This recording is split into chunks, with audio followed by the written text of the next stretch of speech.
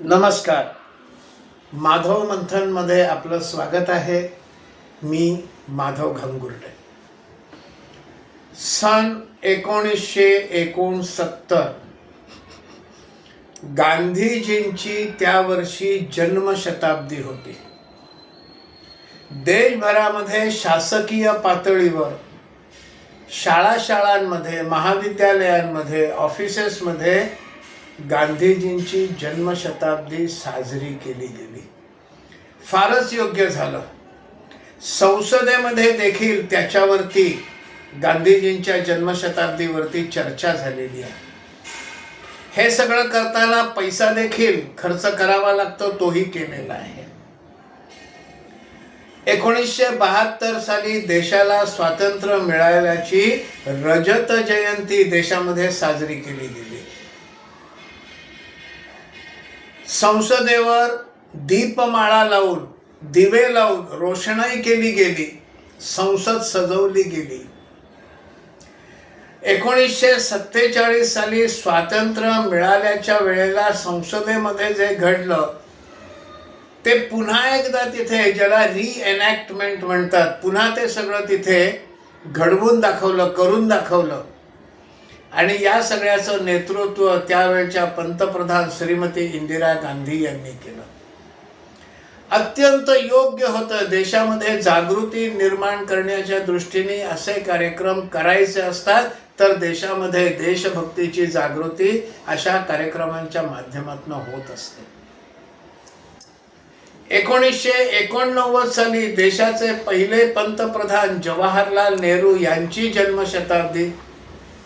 या जन्मशताब्दी निमित्त शासकीय पातळीवर देशाचे पहिले पंतप्रधान या नात्याने अनेक कार्यक्रम केले गेले. संसदेमध्ये राष्ट्रपतींचं संसद सदस्यांना उद्देशून भाषण झालं आणि मग त्यांनी नेहरूंच्या कार्याचा गौरव केला. देशाचे पहिले पंतप्रधान या नात्याने नव्यानं स्वतंत्र झालेल्या देशाला दिशा देण्याचं काम हे पहिल्या पंतप्रधानांचं होतं. त्यांनी जी दिशा दिली त्याबद्दल अनेकांचे मतभेद असू शकतात, पण ते देशाचे पहिले पंतप्रधान होते आणि त्यांची जन्मशताब्दी साजरी केली. अशा वेळेला जर या सगळ्यामुळे देशाची काय प्रगती झाली असा जर प्रश्न विचारला असता, तर या प्रश्न विचारणाऱ्याला करंटा असंच म्हटलं असतं. पण आता वंदे मातरमची 150 वर्ष पूर्ण होतात. सार्धशती असं त्याला म्हणतात. 100 वर्ष झाल्यानंतर पुढची 150वी त्याची निर्मिती झाल्याचा दिवस, वर्ष. त्यानिमित्त संसदेमध्ये चर्चा घडवली गेली. तर अनेक लोक सोशल मीडियावर आणि सार्वजनिकरित्या विचारते झाले, हे सगळं केल्यामुळे देशाची काय प्रगती झाली, हा प्रश्न सुटला का, तो प्रश्न सुटला का, मग हे चूक आहे असं विचारणं हे करंटेपणाचं आहे. पूर्वीचे जे कार्यक्रम झाले त्यावेळेला कोणी विचारलं नाही, विचारलं असतं तर तोही करंटेपणा झाला असता. पण आज हा करंटेपणा केला गेलाय का? वंदे मातरमला विरोध कशासाठी?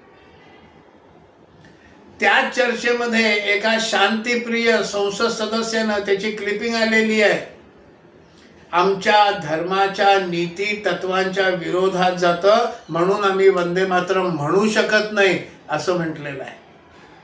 मग ही जी मंडळी हिंदूंना विचारत असतात देश मोठा का धर्म मोठा, त्यांनी या महाशयानं असं काही विचारलं नाही. सगळेच्या सगळे मुख गिळून गप्प बसले.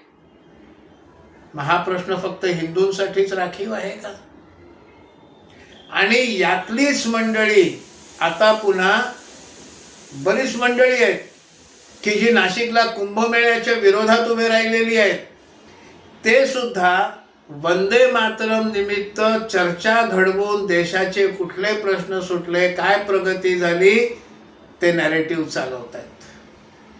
हीच मंडळी पुन्हा धुरंधर सिनेमा पाहू नका असा सल्ला देत आहेत. फेसबुकवर दिला एकाने सल्ला, आणखी नाही असतील. माझ्या वाचनात एकांचा सल्ला आला, ज्याने हा वरचा प्रश्न देखील विचारलेला आहे, काय प्रगती झाली, काय भलं झालं देशाचं ही चर्चा घडवून, अशी ही मंडळी आहे. यांचा अजेंडा लक्षात घ्या. मला इथे धुरंधर सिनेमाचा प्रचार नाही करायचा, पण पाकिस्तानामध्ये काय काय चालतं आणि त्याचा परिणाम भारतामध्ये दहशतवादी पाठवणं, भारतामध्ये खोट्या नोटा पाठवणं, याचा सगळ्याचा त्या पाकिस्तानशी काय संबंध आहे असं त्या सिनेमात दाखवलेलं आहे. आता सिनेमा म्हणून काही गोष्टी थोड्या अतिरंजित वेगळ्या दाखवल्या असतील, पण तो विषय हाताळलेला आहे. मग असा विषय हाताळणारा सिनेमा पाहू नका असा सल्ला दिला जातोय. ही सगळी एकाच माळेतली मणी आहेत. त्यांचा एकच अजेंडा आहे. लोकांच्या देशाभिमान जागा झाला की यांना चिंता वाटते. हिंदू परंपरांचा काही विषय असला की त्याला हे खोडे घालणार, अशी ही सगळी, ज्याला लेफ्ट लिबरल म्हणतात, अशी ही सगळी मंडळी आहेत. इकोसिस्टीम आहे, लक्षात घेतली पाहिजे ही इकोसिस्टीम. या इकोसिस्टीमचा अजेंडा लक्षात घेतला पाहिजे.